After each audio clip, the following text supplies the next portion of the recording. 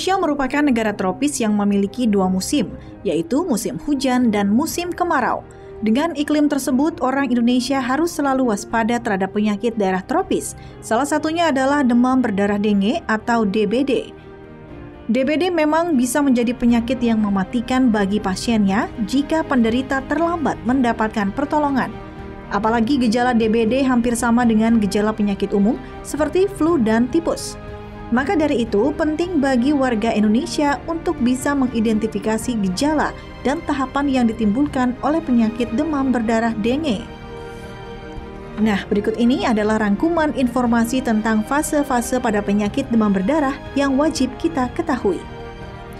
Fase awal biasanya termanifestasi dalam bentuk sederhana, seperti demam. Gejala khas demam berdarah ini biasanya memiliki karakteristik berupa demam tinggi yang bisa mencapai suhu 40 derajat Celcius dan muncul secara mendadak. Demam biasanya berlangsung antara 2 hingga 7 hari. Uniknya, demam akan sembuh setelah minum obat, namun akan kembali berulang tidak lama setelah demam pertama. Selain demam, gejala pada fase awal juga disertai dengan ruam merah pada kulit yang terlihat seperti campak, batuk pilek, nyeri otot, dan sakit di kepala. Bahkan di beberapa kasus dapat juga berupa infeksi tenggorokan, mual, dan bahkan muntah sehingga nafsu makan akan berkurang. Oleh sebab itu, pada fase awal DBD, penderita harus banyak minum air untuk membantu menurunkan suhu tubuh dan mencegah terjadinya dehidrasi. Kondisi penderita juga harus terus dipantau. Setelah melewati fase awal, pasien demam berdarah akan mengalami fase kritis.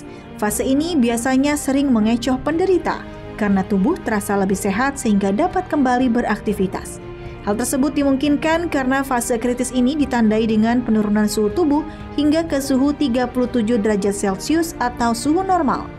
Tapi jangan pernah Anda sepelekan fase ini, karena kalau tidak segera mendapatkan pengobatan, trombosit pasien akan menurun secara drastis dan dapat mengakibatkan pendarahan.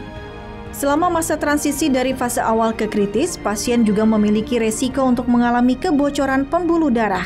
Indikasi dapat dilihat saat penderita mengalami muntah terus-menerus, mimisan, atau nyeri perut yang tak tertahankan.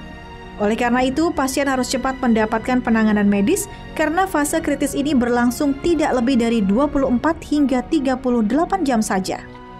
Fase terakhir adalah fase penyembuhan di mana jumlah trombosit dalam tubuh kembali naik ke ambang batas normal. Biasanya pada fase ini demam yang tadinya sudah hilang akan muncul kembali.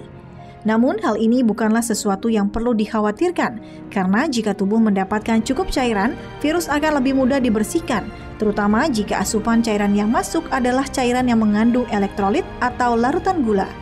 Fase ini juga ditandai dengan adanya peningkatan nafsu makan dan kembalinya kemampuan beraktivitas secara berangsur-angsur. Nah, itu dia beberapa fase pada penyakit demam berdarah dengue. Maka dari itu, jaga selalu kebersihan lingkungan dan jangan lupa minum air 8 gelas sehari agar Anda dan keluarga terhindar dari jeratan penyakit demam berdarah.